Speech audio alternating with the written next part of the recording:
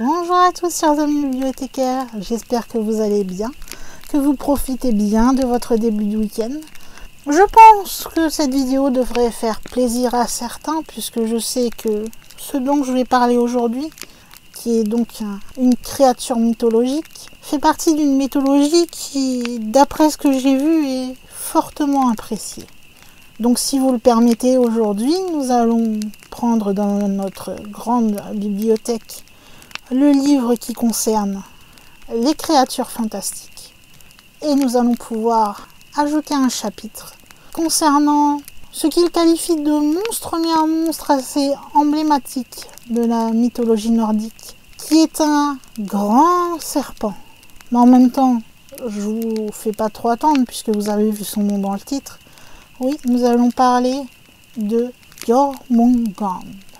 Mais avant bien sûr de vous en dire un petit peu plus sur ce grand serpent, comme d'habitude, je vous invite à vous installer bien confortablement, où vous êtes le plus à l'aise au final, et de prendre peut-être quelques petites choses à grignoter, un petit truc à boire, et comme je le dis d'habitude, soit vous profitez de la vidéo les yeux fermés tranquillement, vous vous laissez porter par ma voix, soit vous regardez la vidéo, ou soit tout simplement vous écoutez cette vidéo comme vous écouteriez un podcast, en faisant autre chose à côté, ce qui ne vous empêchera pas d'entendre ce que j'ai à raconter et à vous apprendre peut-être en ce qui concerne Jormungand.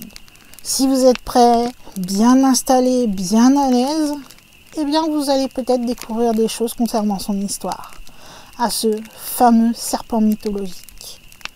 Donc comme je vous le disais, Jormungand, c'est le fameux grand serpent qui encercle le monde et qui est considéré comme vraiment un monstre emblématique de la mythologie nordique, qui a été notamment repris dans des jeux vidéo.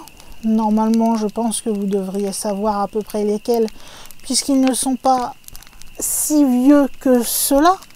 Mais bien sûr, nous n'allons pas parler de celui que l'on voit dans le fameux jeu qui parle de mythologie nordique. Nous allons aujourd'hui nous intéresser à qui était vraiment, mythologiquement parlant, ce fameux Jormungand. Et pour cela, dans cette vidéo, je vais bien sûr vous faire un descriptif, c'est-à-dire vous dire à quoi il ressemble, de quelle famille il vient, ce que veut dire étymologiquement parlant son nom et les histoires qui lui sont reliées. Et attendez-vous fatalement à ce que j'évoque un autre héros de la mythologie qui a croisé 2 fois le chemin de Jormungand, c'est-à-dire le plus connu de tous, je pense, Thor. Sachez tout d'abord donc que Jormungand, ça vient du vieux norrois. Alors normalement je le prononce mal parce qu'on doit le prononcer quelque chose comme Jormungandr. Apparemment il y aurait un R à la fin. D'ailleurs vous avez la possibilité soit de l'écrire comme je le dis, c'est-à-dire Jormungand, ou de l'écrire Jormungandr avec le R à la fin. Les deux façons de l'écrire sont possibles. Il n'y a pas une qui est fausse et l'autre qui est bonne, les deux sont bonnes. Dans la mythologie nordique, comme vous l'aurez compris, c'est un gigantesque serpent de mer. Et celui-ci est attesté dans des poèmes skaldiques et dans ce qu'on appelle des Eddas ou Eddas qui ont été rédigés entre les 9e et 13e siècles. Alors pour la petite précision de ce que sont les fameux, je vais appeler ça des Eddas parce qu'il y a un S mais je ne suis pas sûr qu'on appelle ça comme ça. Dites-moi si je le prononce mal, si on dit Edda ou Eddas. Si quelqu'un le sait, n'hésitez pas à me le dire dans les commentaires. En tout cas, ces textes, ce sont 2 manuscrits qui viennent du XIIIe siècle apparemment et qui sont fort différents tous les deux. On considère que ces 2 manuscrits constituent des compilations poétiques. Dans le premier Eddas, vous avez un manuel d'initiation à la mythologie nordique qui est destiné aux jeunes poètes. L'auteur de ce premier Eddas, c'est Snorri Sturluson, qui était un skald islandais. C'était un grand seigneur qui s'est beaucoup impliqué dans les luttes politiques de l'Islande et qui est mort malheureusement assassiné. Il a aussi écrit une histoire des rois de Norvège. On appelle donc cet Edda, par rapport au nom de celui qui en est l'auteur, l'Edda de Snorri. Celui-ci comprend la Gylfaginning, ça veut dire la mystification de Gylfi. Celle-ci rapporte les grands thèmes de la cosmogonie nordique, un traité d'art skaldique et un traité de métrique norroise. En ce qui concerne le second Edda, c'est le Codex Regius. Lui, il contient les grands poèmes sacrés et héroïques qui forment l'Edda poétique. Avant qu'il soit écrit sur papier, tous ces poèmes étaient transmis oralement et ça a duré pendant des siècles et des siècles. Voilà, comme ça, vous savez ce que sont ces fameux Edda, dont je vais bien sûr parler dans la vidéo. Au moins, vous ne serez pas perdu. J'ai cherché, puisque moi non plus, je ne savais pas ce que c'était, j'ai cherché pour vous comme pour moi, que vous compreniez de quoi on parle exactement. Si on en revient à Jormungandr, dans plusieurs mythes, celui-ci va apparaître comme le fameux rival de Thor. Il va le rencontrer à 2 occasions, lors d'une partie de pêche qui est décrite dans 6 textes et qui est même reproduite picturalement sur 4 pierres runiques dont je parlerai également dans cette vidéo. Mais il va également le retrouver lors d'un combat final épique que je ne dis pas le nom tout de suite, mais je pense que vous voyez de quel combat je veux parler. Maintenant, si l'on regarde la formation étymologiquement parlant de Jormungandr, on peut se rendre compte que celui-ci est composé du vieil islandais Jormund, qui veut dire immense, et Gandr, qui signifie monstre. Donc littéralement, on pourrait traduire Jormungandr comme monstre immense, tout simplement. Cependant, apparemment, celui-ci aurait un autre nom, mais il n'est visible que dans le fameux Edda de Snorri, c'est-à-dire le premier livre. Il serait appelé Midgardsormr, qui signifierait en vieil islandais serpent monde ou bien serpent de Midgard, comme vous aurez reconnu le fameux nom de Midgard à l'intérieur de celui-ci. Le fameux Ormr qui a été ajouté à Midgard signifierait donc serpent. Des fois, on l'appelle même de façon plus réduite Orm ou Nadr, ce qui veut dire serpent, et le deuxième, ça serait plutôt référence au dragon. Comme nous sommes dans la mythologie, vous vous doutez que Jormungandr a une famille.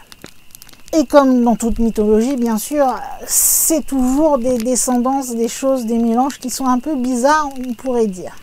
Eh bien, sachez que, si vous ne le saviez pas, Jormungandr, c'est l'un des enfants du frère de Thor, Loki. Loki, c'est le dieu du chaos. Il a eu 7 enfants avec la géante Angrboda. D'ailleurs, Jormungandr a hérité des tendances destructrices de son père. En ce qui concerne la taille, comme vous l'aurez compris, vu que sa mère était une géante, eh bien, il en a hérité. Cependant, il est quand même plus animaliste que l'un ou l'autre, puisque Loki a forme humaine et la géante, même si elle est géante, elle aussi a à peu près forme humaine, nous allons dire. C'est là que je parlais entre guillemets de bizarre. Dans les mythologies, c'est normal. Donc on s'en étonne plus vraiment. Mais il n'est pas le seul dans la fratrie, puisque Loki et Angrboda vont avoir 2 autres enfants en plus de Jormungandr. Fenrir et El. Fenrir, c'est un loup géant qui est tout aussi destructeur que son frère, et en plus il est intelligent et vengeur. D'ailleurs, les prophéties ont affirmé que les deux vont se battre ensemble pendant le fameux Ragnarok. Elle, quant à elle, c'est la chef des enfers. Elle est plus diplomate que ses frères. Même si celle-ci va se retrouver dans une position assez sombre, elle parviendra toujours à entretenir des relations décentes avec le reste du monde. Lorsque Odin, celui qui dirige Asgard, va découvrir que Loki et Angrboda ont eu des enfants, il va être enragé et il va combattre. Il va tous les considérer comme des parias et il va jeter Jormungandr dans l'océan, condamner elle aux enfers et élaborer un complot pour piéger Fenrir sur une île par lui-même. Donc comme vous l'aviez vu, le fait que Loki ait des enfants avec cette fameuse géante Angrboda n'a pas vraiment plu au chef des dieux de la mythologie nordique, Odin. Maintenant, nous allons voir un petit peu à quoi on ressemble. Parce que pour l'instant, je vais juste évoquer le fait qu'on l'appelait donc le serpent monde, le serpent de Midgard. On dit que c'est un serpent géant, etc. Mais on va en dire un petit peu plus selon les différents poèmes où il apparaît, etc. Il a différents noms. Je peux déjà rajouter comme surnom qu'il serait aussi appelé apparemment le mystérieux dragon du Nord. En ce qui concerne comment il est décrit, on va parler d'un gigantesque et hideux serpent marin, ou des moments on va même le qualifier de dragon, qui serait capable de cracher du venin mortel et qui aurait un regard terrifiant, du moins si l'on se réfère au mythe consacré lors de la partie de pêche avec Thor. Sa taille, quant à elle, est telle qu'il entoure la terre jusqu'à se mordre la queue. Lors de la bataille prophétique de Ragnarok, il est dit de celui-ci qu'en sortant de la mer, il provoquera des raz-de-marée. Un poème skaldique du nom de Usdrapa va nommer Jormungand par les Keningmenstod. Donc il va le surnommer en traduction collier du monde. Ou vous avez un autre nom qui est Styropinul Stoda, qui veut dire corde rigide du monde. Dans un autre poème skaldique du nom de Ragnarsdrapa, on va nommer Jormungand Leskening Endisjör Alralanda, qui veut dire poisson frontière de toutes les terres. Ou bien encore Fang, qui veut dire lanière, ou Ring, anneau de l'océan. Vous avez aussi comme nom Rokvial, Dreku Volzunka, anguille tordante de la boisson des Volsungs. La boisson des Volsungs, c'est du poison, en référence à un mythe dont le héros est Sivjotli. Et il y a un autre nom dans ce poème encore qui est Frang Vigirvax, qui en traduction veut dire tordant agitateur des vagues. Deux skalds vont également donner un surnom à Jormungand. Vous avez d'un côté Eystein Valdason qui va l'appeler le Kenning Seyar Yardar, qui veut dire poisson de la terre. Et de l'autre, vous avez Gamni Nevadarskan qui va l'appeler Grundar Firsk, qui veut dire poisson du sol. Dans les deux cas, ce sont des Kennings qui servent à désigner des serpents, mais qui prennent une toute autre dimension lorsqu'on fait référence à Jormungand, précisément le serpent monde. Sachez que durant son enfance, très jeune, Jormungand va être élevé dans le monde des géants qui s'appelle Jotunheim. Mais il sera donc ensuite, comme je vous le disais, jeté dans la mer par Odin, puisque, selon les prophéties, on dit que celui-ci, dans le futur, portera malheur.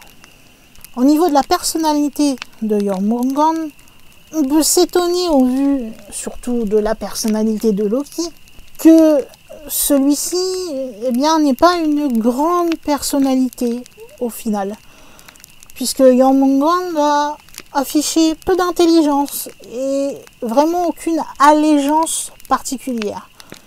Oui, il va souvent être, comme je vous le disais par deux reprises que j'évoquerai plus tard, un ennemi en quelque sorte de Thor, et ça n'empêche que la plupart de son temps, il le passe dans l'obscurité et la solitude, sous l'océan. Et lorsqu'il fait surface, généralement, c'est tout simplement parce qu'il est en colère, donc c'est quand il est d'humeur violente et destructrice. Et c'est là qu'il va créer tout ce qui est raz-de-marée et autres. Selon le mythe pur, on peut trouver des récits qui concernent Jormungand dans les fameux Eddas. Dans le premier, l'Edda de Snorri, qui a été composé au XIIIe siècle, il est raconté en prose et avec pas mal de détails tous les mythes que l'on connaît qui concernent Jormungand. Et il préserve également divers poèmes skaldiques dont l'un remonterait au IXe siècle et qui décrivent le même mythe.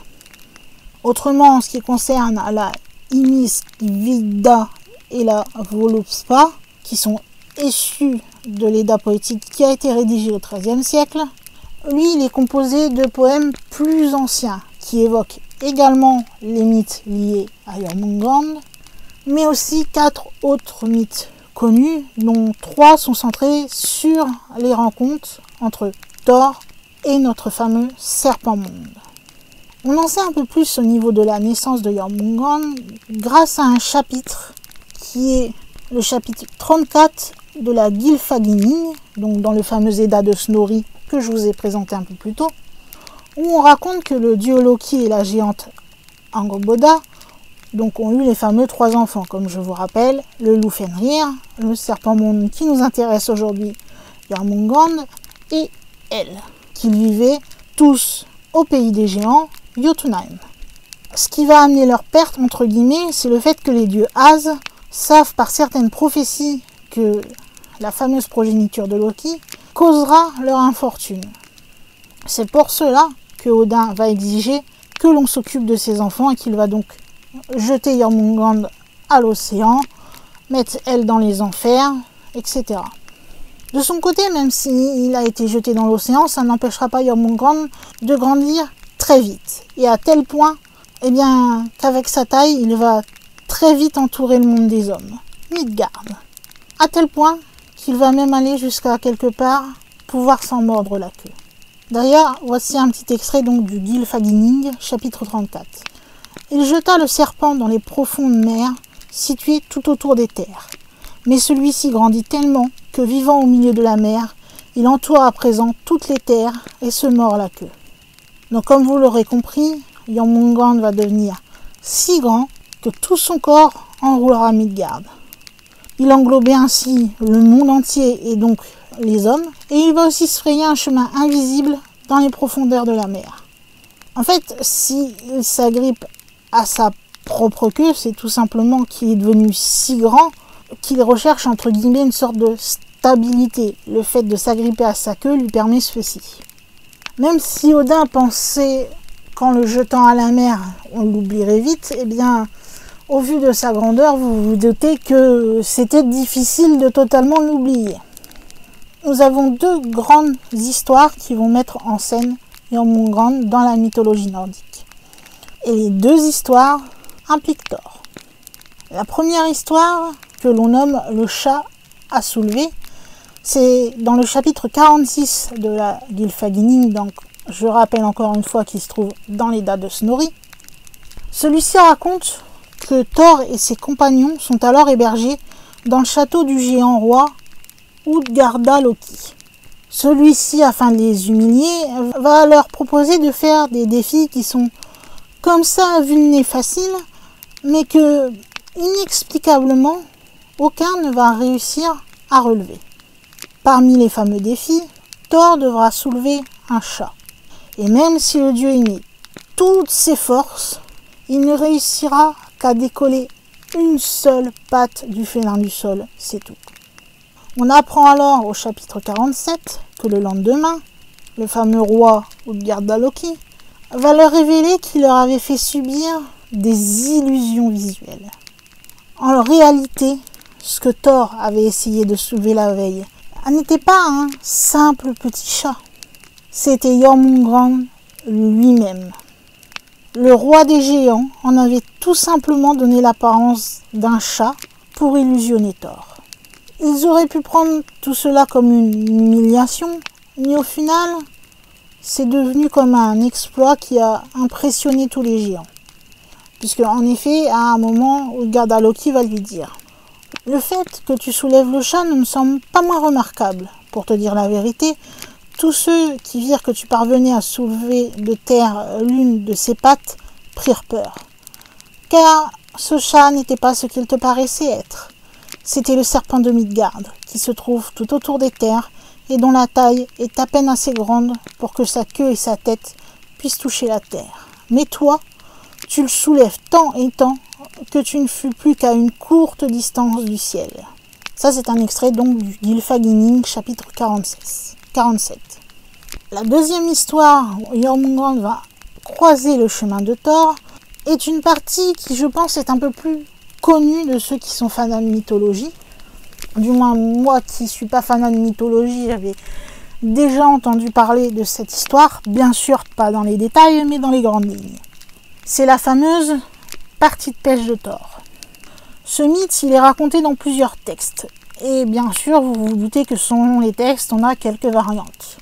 On peut le trouver dans des poèmes skaldiques Ranarstrapa, qui ont été composés au IXe siècle par Bragi Brodasson, et dans les Usdrapa, composés en 983 par Ulf Ugason. Mais au final, nous ne connaissons seulement que 3 strophes seulement du skald Eystein Valdason. Et en ce qui concerne le deuxième skald, Gamli Kenavada Skald, on n'en connaît qu'une strophe de ce qu'il a écrit. Cela date du Xe siècle, et tous les deux avaient aussi décrit cette fameuse partie de pêche. Tout ça pour vous dire que vous avez vu, donc, avec les dates que j'ai citées, que c'est un mythe qui est assez ancien. Tout ce que l'on sait, c'est que ces strophes sont préservées dans l'Edda de Snorri, qui lui aussi va résumer le mythe, mais avec plus de détails et en prose. Snorri, lui, va décrire cette rencontre comme une vengeance directe de Thor, donc le fameux épisode que je viens juste de vous raconter, où il a été trompé croyant soulever un chat, et en fait il a soulevé Jormungand lui-même. Mais vous avez aussi un autre récit assez détaillé que vous pouvez trouver dans un poème édique, Imiskvidalst. Voici en tout cas ce que nous pouvons dire de cette fameuse partie de pêche. Pendant une période de paix, Ran et Aegir, qui étaient 2 gentils géants qui vivaient sous la mer, vont inviter les dieux à un festin. Pour venir assister à ce festin, les dieux devaient apporter un chaudron d'une capacité qui était suffisante pour pouvoir brasser de l'hydromel pour que tous les invités puissent en profiter. Comme les invités devaient bien sûr être des dieux et des géants, ça posait une grande question et ça faisait un véritable obstacle parce qu'il fallait vraiment un énorme chaudron du coup. Ils ont failli abandonner, mais les dieux se sont alors souvenus d'un géant qui avait un chaudron qui était assez grand et qui aurait permis de faire de l'hydromel pour tout le monde. Ce géant, c'était Ymir. À cette époque, Thor était jeune, téméraire, et il se porta donc volontaire pour se rendre au royaume de Jotunheim et demander à Ymir de lui emprunter le chaudron pour la soirée. Ymir reçut Thor et il était un excellent hôte. Il connaissait même la fin légendaire de Thor et pour son invité, il va tuer 3 taureaux. Ainsi, Thor aurait assez de nourriture pour son séjour, donc sa petite visite pour le chaudron. Ce qu'il n'avait pas prévu, c'est que la petite Thor, elle était encore plus importante que ce qu'il avait prévu.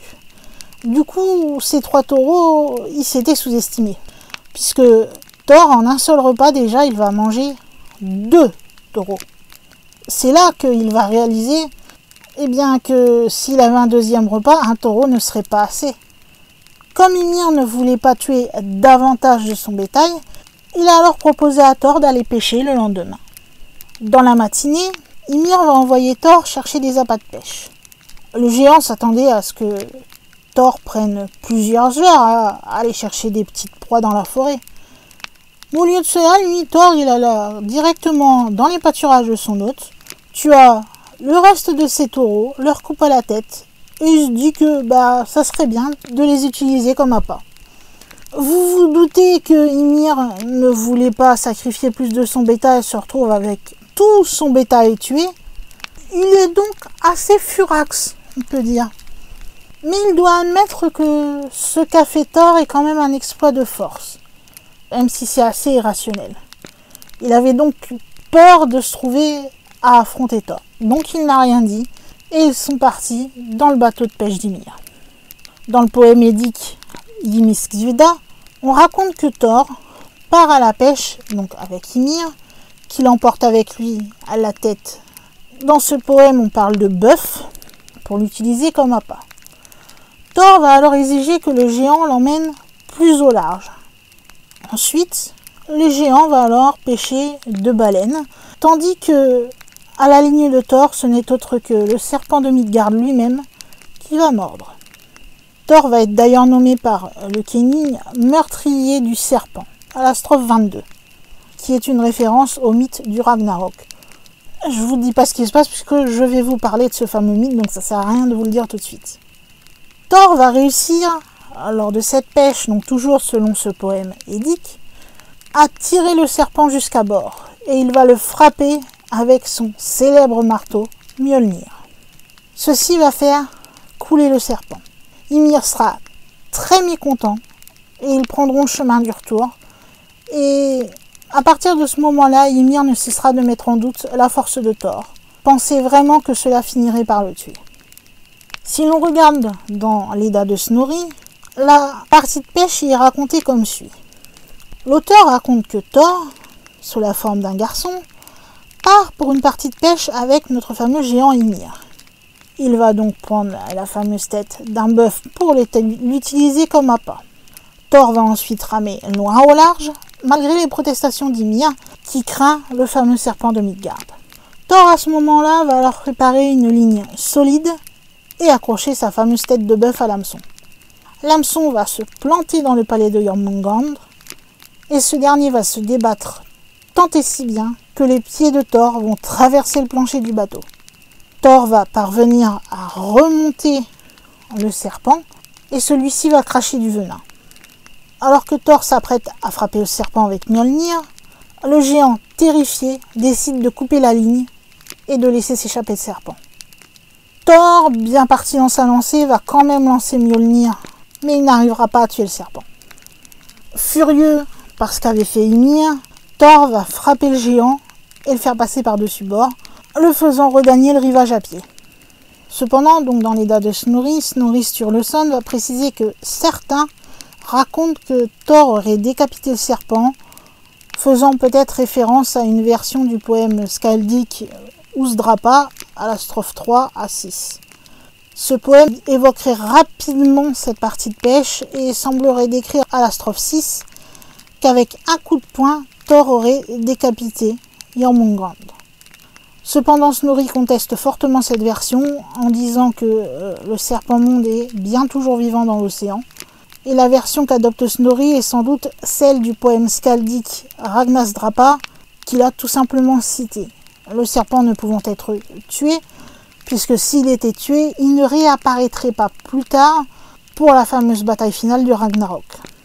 En ce qui concerne le Ragnasdrapa, on peut y trouver la description de la partie de pêche aux strophes 14 à 190. Comme vous l'aurez compris, vous avez un grand nombre de textes qui sont encore préservés, qui font référence à ce fameux jour de pêche un peu spécial. Et ce mythe est devenu populaire aussi, puisqu'il a été confirmé lorsque l'on a gravé 4 pierres qui sont connues de l'âge des Vikings. Avant de passer à ce qu'il s'est passé, désolé pour la répétition, au Ragnarok, parlons justement de ces fameuses pierres, puisque ce sont quelque part un témoignage archéologique qui a été laissé. On a donc 4 pierres comme je vous le disais. Donc vous avez la pierre runique d'Altuna qui est en Suède, qui a été datée vers 1050, qui est celle qu'on voit la plus claire. Et elle représenterait Thor tenant son marteau Mjolnir d'une main et un fil de pêche de l'autre. Au bout de celui-ci, on pourrait y voir représenter Jormungand et les pieds de Thor qui traversent le plancher du bateau. Les autres pierres, quant à elles, représentent 2 personnes qui pêchent un animal non identifié.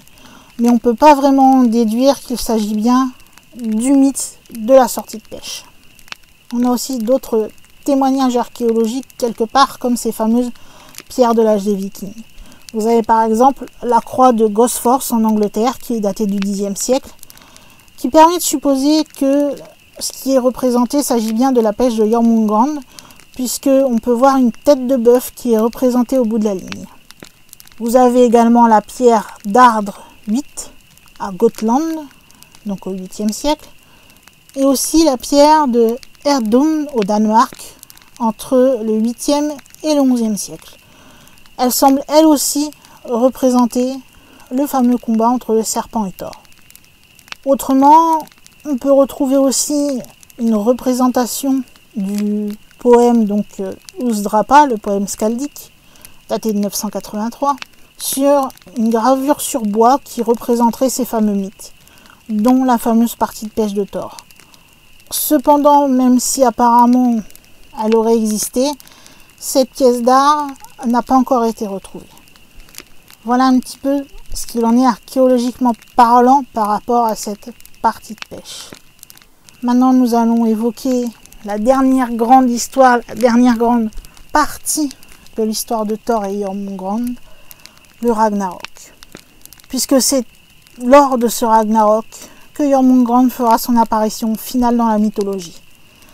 Et malheureusement, désolé, spoiler avant de vous l'avoir raconté quelque part, mais je pense que beaucoup doivent la connaître, c'est que ça sera aussi la dernière apparition de Thor. Et donc on peut dire officiellement qu'ils vont se rencontrer pour la dernière fois lors du Ragnarok. Sachez d'ailleurs que le Ragnarok avait été prédit. On disait que celui-ci commencerait lorsque le serpent de Midgard lâchera sa queue, donc libérera sa queue. Jormungand surgira alors des sombres profondeurs de l'océan et répandra alors les mers sur toute la terre. L'eau permettrait aux navires Naglfar de naviguer librement sur les terres inondées. Le Naglfar, donc le fameux navire que je viens de citer, sachez qu'il a été construit avec les ongles des pieds et des mains d'hommes et de femmes morts et qu'il transportait une armée de géants. On dit que le capitaine était Loki, qui a réussi à se libérer de ses liens. Le frère de Jormungand, Fenrir, le loup, lui va courir sur la terre pendant le Ragnarok en répandant le feu de ses narines et de ses yeux, et il dévorera tout ce qui se trouve sur son chemin. Jormungand, lui, va utiliser son venin pour empoisonner l'eau, la terre et l'air. L'un des événements qui va précéder la bataille finale du Ragnarok, ce sera lorsque le grand serpent se traînera sur la terre ferme. À ce moment-là, celui-ci serait si énorme que les montagnes elles-mêmes seraient écrasées par son poids et que des nations entières seraient noyées sous les raz-de-marée qu'il provoquerait. Lorsque la bataille arrive, Jormungand, ses frères et sœurs, ainsi que Loki et d'autres alliés, vont être opposés au dieu Æsir, si l'on se fie au récit de la bataille qui est dans l'Edda de la prose. Chacun des géants les plus célèbres de la mythologie nordique vont se retrouver face à face avec l'un de ses plus grands dieux. Comme je vous le disais un peu plus haut, c'est à ce moment-là que toutes les chaînes vont se briser, ce qui permettra la libération du loup Fenrir, donc du frère de Jormungand, ainsi que de Loki. Malheureusement, lors de cette bataille, la majorité des dieux et tous les hommes, hormis un couple, vont périr. Dans le poème édique Völuspá, Jormungand est décrit à la strophe 50. On dit qu'il est saisi de la fureur des géants et qu'il fouette les vagues. Son combat contre le dieu Thor est aussi décrit à la strophe 50. On dit que Thor tue Jormungand pendant la bataille, mais qu'il périra à son tour après 9 pas. Voici donc la strophe 50. Alors arrive le glorieux, fils de Odin. Le fils d'Odin s'en va. Tuer le serpent, Oxy en courroux. La sentinelle de Midgard, tous les hommes vont déserter leur demeure. Le fils de Fjordin, épuisé, recule. De 9 pas devant la vipère, sans craindre la honte. Là encore une fois, ces mêmes événements seront décrits dans d'autres écrits, notamment dans la partie du Gylfaginning de l'Edda de Snorri, qui serait vraisemblablement inspiré des vers que je viens de vous citer, donc de Völuspá, où l'arrivée de Jormungand est décrite comme suit au chapitre 51. Alors l'océan déferlera sur les terres, parce que le serpent de Midgard, saisi par sa fureur de géant, gagnera le rivage. Le serpent de Midgard soufflera tellement de venin qu'il en aspergera l'air tout entier, ainsi que la mer. Il sera absolument effrayant et il s'avancera aux côtés du loup Fenrir. Ce texte va continuer en expliquant que lorsque le dieu Odin combattra Fenrir, Thor ne pourra pas lui venir en aide, car à ce moment-là, il sera en train de combattre Jormungand. Voici donc un autre extrait de ce chapitre 51 du Gylfaginning. À ses côtés chevauchera Thor, mais il ne pourra lui venir en aide, parce qu'il aura fort à faire quand il se battra contre le serpent de Midgard. Thor tuera le serpent de Midgard et fera encore 9 pas, avant de tomber mort à terre, en raison du venin que le serpent crachera sur lui. Voilà ce qui a mis fin à la vie de Jormungand et de Thor au passage. Et en ce qui concerne ce mythe de Jormungand, il y a plusieurs théories qui ont été faites. Voilà tout ce que je pouvais vous dire, mythologiquement parlant, sur l'apparition donc de Jormungand aux côtés de Thor et de sa mort qui va malheureusement en même temps entraîner celle de Thor. Après, maintenant que cette mythologie a été très connue, il y a eu plusieurs théories qui ont été faites sur Jormungand. On dit que celui-ci aurait tout simplement symbolisé l'océan vaste et mystérieux ainsi que les dangers qui y habiteraient. Et ce serait une magnification du mouvement des vagues qui évoquerait les anneaux d'un serpent. Vous vous doutez que c'est une histoire qui est emblématique de littérature nordique, puisque comme je le disais, même moi qui ne connais pas grand-chose, c'est quand même des personnages dont on a déjà entendu parler. Cependant, les spécialistes, eux, quand ils s'y sont penchés, ils ont plus pensé que les origines remontent à plus loin qu'à la Scandinavie elle-même. On parle même d'une possibilité d'origine de ce fameux serpent de l'Égypte à la Grèce.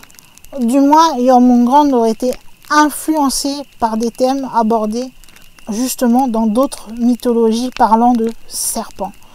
Et que Jormungand serait peut-être bien plus ancien et une bien plus ancienne figure de la mythologie nordique si on s'en réfère à ça. On parle notamment, pour évoquer cela, des images germaniques du serpent qui se mord la queue tout simplement, qui apparaît assez tôt. Donc d'ailleurs, si on en croit les spécialistes, c'est peu probable que cette forme de serpent qui se mord la queue ait été inspirée par des influences romaines ou par la chrétienté au Moyen-Âge. Non, selon eux, Jormungand, ça semble provenir d'une source beaucoup plus ancienne. Et selon leur étude, il leur semblerait probable que cette image du serpent, elle ait été adoptée très tôt dans la culture proto-germanique, probablement au contact de la culture et de l'art proche-oriental, voire égyptien, et que celle-ci a persisté pendant des centaines d'années et qu'elle aurait été intégrée aux religions germaniques et donc plus tard aux religions scandinaves qui étaient en train de se développer, ce qui aurait donné l'apparition de Jormungand. Après, ce ne sont que des théories qu'ont fait certains spécialistes en étudiant cette fameuse histoire. Il y a même eu par exemple l'exemple de l'Ouroboros qui a été évoqué également. Comme vous voyez, Jormungand aurait été inspiré déjà de quelque chose de très lointain, donc d'une très ancienne histoire, et on dit que c'est l'un des mythes peut-être les plus anciens des mythes de la mythologie nordique. Mais il n'a pas seulement inspiré donc la mythologie, puisque, comme vous le savez, il est quand même assez connu. Et c'est d'ailleurs pour ça que j'ai décidé de vous citer quelques petits endroits où vous pouvez voir ces références au fameux serpent monde dans ce qu'on appelle généralement la culture populaire. Vous avez notamment en musique, où vous pouvez voir Jormungand qui est représenté affrontant Thor sur un album nommé Twilight of the Thunder God du groupe Amon Amarth, et les paroles de cette fameuse chanson font mention du serpent. Mais vous avez aussi une chanson du groupe de métal Skalmode qui est nommée Serpent de Midgard, donc Midgard Somewhere. Si l'on part du côté art plutôt dessin, donc bande dessinée manga, on peut voir que le serpent Jormungand, il a été repris dans les comics Marvel, puisque vous savez que ceux-ci ont mis en scène Thor, puisque maintenant Thor est un personnage très connu du monde de Marvel au cinéma. D'ailleurs, la première apparition de Jormungand, c'est en 1952 dans Marvel Tales numéro 105. Quant au combat entre Thor et Jormungand, lui, il est décrit dans le numéro Thor 272-273 qui date de juin-juillet 1978. Et on reparlera de lui une deuxième fois dans The Mighty Thor numéro 380 sorti en juin 1987. Mais là où autant je savais pour Marvel pour le coup, autant je ne savais pas que Jormungand, donc de 2006 à 2012, eh bien c'est le titre d'un manga qui a été écrit par Keitaro Takahashi et qui a été reproduit en animé depuis 2012. En ce qui concerne les jeux vidéo, bon, moi j'en avais forcément un en tête, qui est pour moi celui qui est le plus récent. Si je vous parle d'une série qui s'appelle God of War, par exemple, moi c'est ce que j'avais en tête quand je vous parlais un peu plus tôt.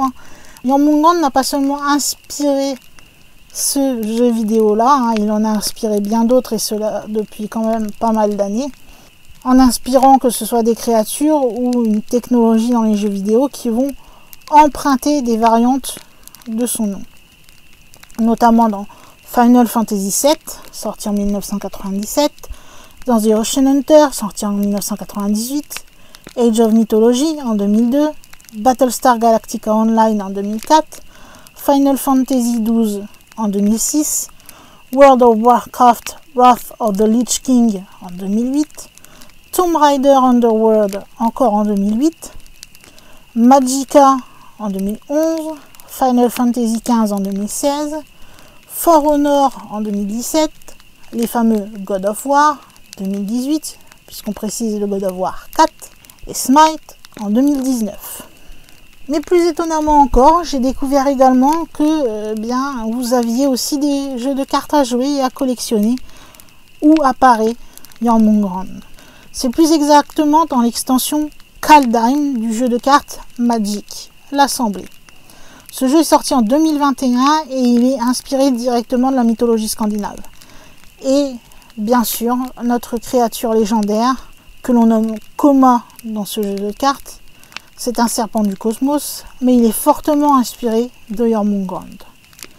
Et encore plus surprenant, c'est de savoir qu'un parc d'attractions s'est aussi servi quelque part de cette mythologie nordique. Vous avez une attraction qui s'appelle Thor's Hammer, qui a été ouverte le 22 juin 2013 à Tusenfryd en Norvège, où vous pouvez trouver plusieurs êtres mythologiques, dont Jormungand, Fenrir et Surtr, qui était un géant. Et ceux-ci font une apparition durant le parcours de l'attraction. Que vous dire donc en résumé de tout ceci? Puisque ça fait déjà une grande vidéo, me direz-vous. Bien, tout ce qu'on peut dire pour faire court à tout ça, sans entrer dans les détails, c'est que selon les écrivains scandinaves, Jormungand était l'un des 3 enfants de Loki et Angrboda. Il a été jeté dans la mer par Odin quand on a su son existence, et il a fini par devenir si grand qu'il va encercler le monde entier. Thor va rencontrer le grand serpent à 3 reprises, donc dans la fameuse légende du chat à soulever, dans la légende de la partie de pêche, et au final dans la dernière bataille du Ragnarok. Là, dans le dernier, ils vont se trouver dans un combat en tête à tête, où même si Jormungand va détruire une grande partie du monde, Thor va réussir à le vaincre, mais à cause du venin qu'il recevra de Jormungand, ne réussira à faire que 9 pas avant de tomber mort lui-même. Donc quelque part, ce qui fait que Jormungand a réussi à tuer Thor alors que lui-même était mort au moment de la mort de Thor. Mais ce qu'il y a surtout à retenir quelque part, c'est que même si Jormungand c'est quand même un des personnages, ou moins une des créatures monstres, comme vous voulez l'appeler, les plus emblématiques de la mythologie nordique, si on en croit les recherches faites par les spécialistes, eh bien il ne serait pas entièrement finalement scandinave, et qu'il serait donc possiblement un dérivé d'autres monstres évoqués dans d'autres mythologies. Mais ça n'empêche pas celui-ci d'être le fameux serpent-monde qui représente quelque part une tradition, celle de la mythologie nordique, qui fait aujourd'hui clairement le tour du monde et qui fascine beaucoup d'entre vous, je pense. Voilà ce que je pouvais dire pour résumer vraiment très condensé la vidéo. En tout cas, voilà tout ce que je pouvais vous raconter sur ce fameux serpent-monde. Je sais que ça va être une longue vidéo, donc j'espère que vous aurez tenu le coup jusqu'à la fin, comme on dit. En tout cas, vous pouvez me dire ce que vous avez pensé de celle-ci, en me donnant tout simplement votre avis dans les commentaires. Me dire si vous trouvez cette vidéo complète, si vous avez appris des choses, que vous connaissiez déjà ce personnage, mais vous ne connaissiez pas certaines histoires que vous avez découvertes, etc., etc. Les commentaires sont là, ils sont faits pour vous exprimer, donc n'hésitez pas. Prenez quelques secondes, écrivez-moi un petit mot, ça fait toujours plaisir Je suis humaine, donc parler avec des gens, ça fait du bien quand même. Et puis si vous avez vraiment aimé la vidéo, en plus du commentaire, eh bien vous savez que vous pouvez me laisser un petit like qui lui aussi fait très plaisir. Et si vous me découvrez sur YouTube ou que vous avez déjà regardé quelques petites vidéos, vous voyez que j'évoque pas mal de sujets qui concernent le paranormal ou le surnaturel de façon générale. Donc n'hésitez pas à prendre quelques petites secondes, c'est totalement gratuit. Vous allez sous la vidéo, vous avez un petit bouton rouge. Vous cliquez dessus, vous devenez un bibliothécaire, le nom que je donne aux abonnés de la chaîne. Et au final, ça ne vous change rien dans la vie, je ne vous prends pas d'argent, rien du tout. Mais au moins, vous pourrez être au courant plus facilement, si le sujet vous intéresse, quand une vidéo sera publiée. Et il y a même encore plus simple pour être au courant. Une fois que vous vous êtes abonné, normalement, il y a une petite cloche qui est apparue. Il vous suffit tout simplement de cliquer sur celle-ci, d'activer toutes les notifications, comme ça, dès qu'une vidéo sera publiée sur ma chaîne, hop, YouTube vous enverra une petite notification pour vous prévenir. Vous aurez plus qu'à cliquer dessus, vous installer tranquillement et profiter de la vidéo. Que demande le peuple? Rien de plus simple, les deux actions ne vous prennent que quelques secondes et ne vous coûtent rien du tout, mais pour moi, sont énormes et me font méga plaisir. Et pour terminer, vous pouvez aussi m'aider si vous le souhaitez.